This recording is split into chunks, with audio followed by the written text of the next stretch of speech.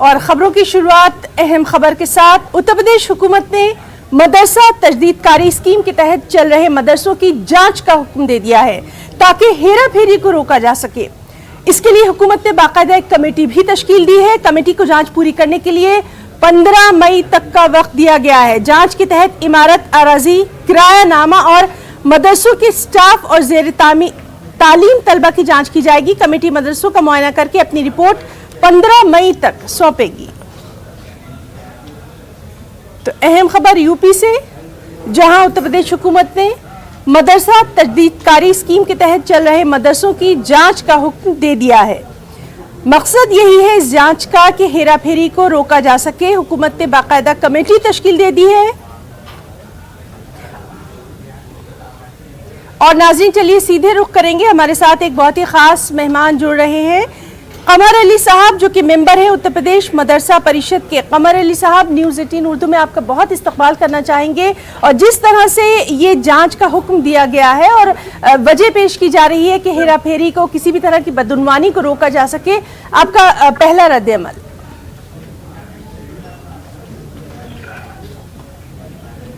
देखिए, मदरसों में अच्छी शिक्षा हो, जो मकसद है माननीय प्रधानमंत्री जी का, मुख्यमंत्री जी का, कि एक हाथ में कुरान शरीफ, एक हाथ में लैपटॉप, शिक्षा में सुधार की बहुत जरूरत है। तो उसी के तहत जो है कुछ शिकायतें आ रही थी, जैसे अमरोहा हो गया, गोंडा हो गया ना जिले से, उसमें शिकायत आ रही थी कि ये कहा जा रहा था शिक्षा जो है बच्चों को मिल नहीं रही है जी।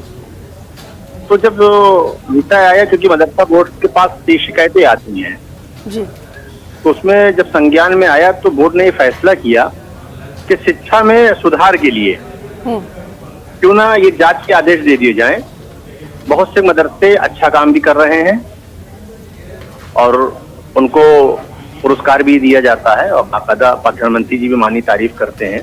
मदरसों से अच्छे बच्चे भी निकल रहे हैं, लेकिन कहीं कहीं पे लोग जो पैसा ले रहे हैं और पैसा लेने के बाद बच्चों को शिक्षा नहीं दे रहे हैं। जैसे कि पहले बच्चे जा रहे थे शिक्षा लेने के लिए, तो हुआ ये कि बीच में जाना बंद कर दिया, पूछा क्या दिक्कत है, तो उन्होंने बताया कि टीचर नहीं आ रहे हैं, हमें पढ़ाने वाला कोई नहीं है। तो इस तरह से शिकायतें भी आई। तो शिक्षा में सुधार मेन मकसद है। किराएदारी को लेके जैसे था, कहीं कहीं विषय किराएदारी को लेके कहीं जगह ली है किसी ने खाली कर दी है, तो इस तरह की शिकायतें भी बराबर आई। तो उनको संज्ञान लेते हमारे मदरसा बोर्ड ने जांच का आदेश दिया, शासन ने उसको संज्ञान लिया, क्योंकि माननीय मुख्यमंत्री जी ये चाहते हैं कि शिक्षा में सुधार हो। माननीय प्रधानमंत्री जी भी चाहते हैं कि मुस्लिम बच्चा पढ़े और मुख्य धारा से जुड़े, क्योंकि हम जो दीनी तालीम, उसमें हमारा कोई हस्तक्षेप नहीं है। दुनियावी तालीम, ये एजुकेशन जो है मॉडर्न एजुकेशन की बात हो रही है।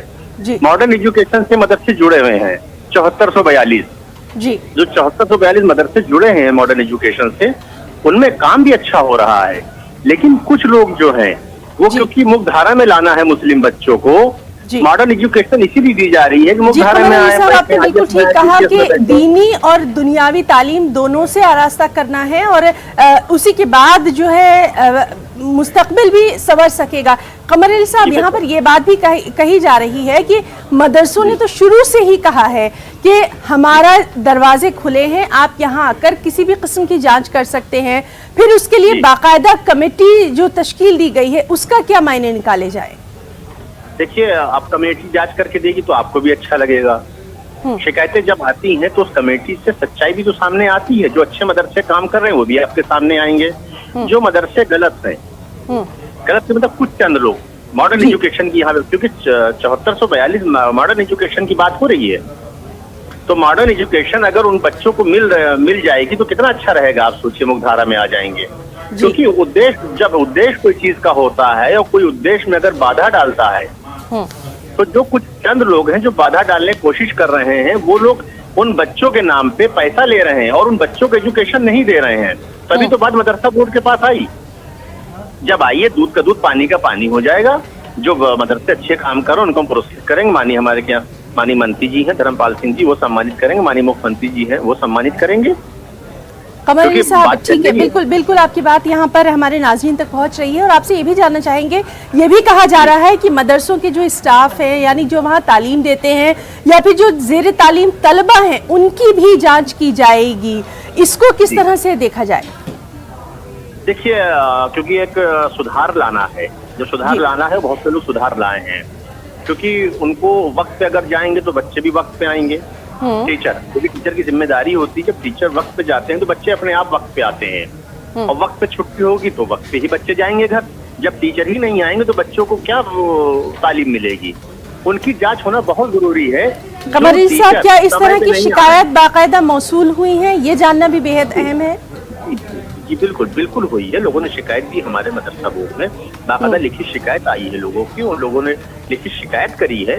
बाकायदा जब कोई बोर्ड फैसला करता है तो लिखित शिकायत पे ही करता है। हमारे पास लिखित शिकायत है। हमारे यहाँ 8 दिसंबर को बैठक हुई, उसके बाद अभी 23 मार्च को बैठक हमारे यहाँ हुई है मदरसा बोर्ड की, जी जी 24 तारीख को बैठक हुई है। जी। तो लगातार बैठकें हमारे क्या हो रही हैं मदरसा बोर्ड को लेकर और शिक्षा में सुधार के लिए, क्योंकि माननीय प्रधानमंत्री जी भी गंभीर है, माननीय मुख्यमंत्री जी भी गंभीर है। और आपने देखा माननीय प्रधानमंत्री जी ने एजुकेशन को लेकर, जी बिल्कुल, तो तालीम को बेहतर बनाना अहम मकसद है इस मदरसों की जांच का, और इस पर लगातार हम आपसे आपका रिएक्शन भी लेते रहेंगे। बहुत बहुत शुक्रिया कमर अली साहब तमाम तर बातें हमारे नाज़रीन के सामने रखने के लिए। तो नाज़रीन, ये थे कमर अली साहब जो कि मेंबर हैं उत्तर प्रदेश मदरसा परिषद के, जिनका साफ तौर पर कहना था कि इस जांच का मकसद यही है कि किसी भी तरह की बदउनवानी को रोका जा सके, तालीम को बेहतर बनाया जा सके।